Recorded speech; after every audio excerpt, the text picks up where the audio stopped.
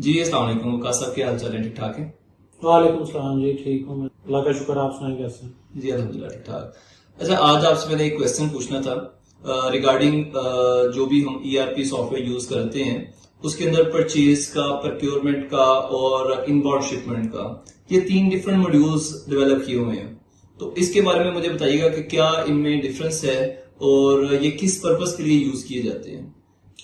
जी, हमारे पास जो परचेज का मॉड्यूल होता है इसमें डिफरेंट मॉड्यूल्स आ जाते हैं, सब मॉड्यूल्स लाइक प्रोक्योरमेंट है, उसके बाद परचेज है, फिर इंपोर्ट शिपमेंट है। तो प्रोक्योरमेंट में पहले सबसे पहले जो है वेंडर सेटअप होता है, ठीक है, वेंडर डिफाइन होता है।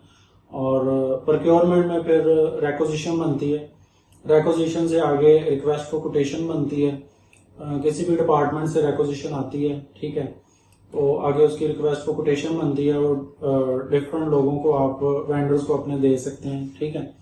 उसमें वो कोटेशन देते हैं, फिर उसके बाद कंपैरिजन स्टेटमेंट बनती है। तो जो वेंडर विन करता है फिर उसको जो है वो पीओ इशू किया जाता है।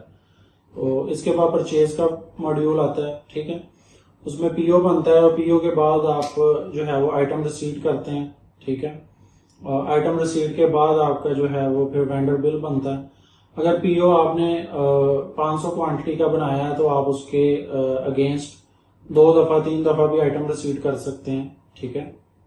और फिर आइटम रिसीट जो है जिसको हम गुड रिसीट नोट भी बोलते हैं, उसके बाद हम फिर वेंडर बिल बनाते हैं या परचेज इनवाइस बनाते हैं। उसमें आप टैक्स भी इंक्लूड कर सकते हैं और विदाउट टैक्स भी बना सकते हैं, ठीक है। और अगर कोई डिस्काउंट वगैरह वो भी आप अप्लाई कर सकते हैं। और इसके बाद फिर आप उसकी पेमेंट करते हैं सप्लायर को। और विद होल्डिंग टैक्स वगैरह अगर आप काटना चाहें वेंडर को पेमेंट करने से पहले तो वो भी आप काट के उसकी पेमेंट कर सकते हैं। अच्छा, इस पे एक चीज मुझे बताइएगा कि इन केस ऑफ इंपोर्ट तो जी उसमें हम इसको कैसे कवर करेंगे। जी, इंपोर्ट के लिए एक अलग से मॉड्यूल है हमारा इनबाउंड शिपमेंट के नाम से। उसमें ऐसे होता है कि जो लैंडेड कॉस्ट है आपकी, जो सी फ्रेट है और डिलीवरी चार्जेस हैं, लोकल फ्रेट है, वो सारा उसमें शामिल हो जाता है। उसको आप बाय वेट, वैल्यू और क्वांटिटी के जरिए जो आइटम की बेसिक कॉस्ट है उसके ऊपर आप डिवाइड कर सकते हैं। और ये एक मल्टी करेंसी सॉफ्टवेयर है। इसमें आप लेट्स सपोज चाइना से मंगवाते हैं या यूके यूरोप से कोई चीज मंगवाते हैं, तो डॉलर में आप मंगवा रहे हैं, उसकी आप मल्टी करेंसी भी उसमें मैनेज कर सकते हैं, ठीक है। बाद में उसको रुपीज में कन्वर्ट कर सकते हैं। और इसी तरह जो उसकी लैंडेड कॉस्ट होती है वो एक पीओ जब बन जाता है उसकी एक इनबाउंड शिपमेंट उसको नंबर लगता है, एमईटी नंबर लगता है। और उसके बाद जितने भी खर्चे होते हैं आप उसमें पार करते रहते हैं। चाहे आपके लोकल वेंडर्स के साथ आप बिल बना रहे हैं तो आप वेंडर बिल बना के भी उसके साथ अटैच कर सकते हैं। और डायरेक्ट आप एक्सपेंसेस डाल के भी उसके साथ शिपमेंट के साथ अटैच कर सकते हैं। तो फिर उसकी एक्चुअल पर यूनिट कॉस्ट आ जाती है जो कि आप बाद में सिस्टम में आप ले सकते हैं।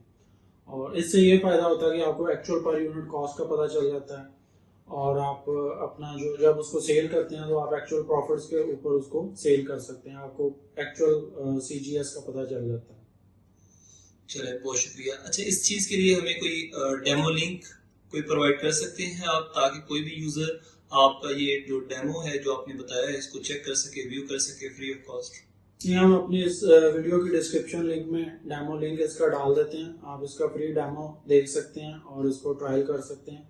मल्टी टेक्नो ईआरपी के साथ आप जुड़े रहिए और मज़ीद अपडेट्स के लिए हम आपको आने वाली मज़ीद वीडियोस में आपको अपडेट करते रहेंगे।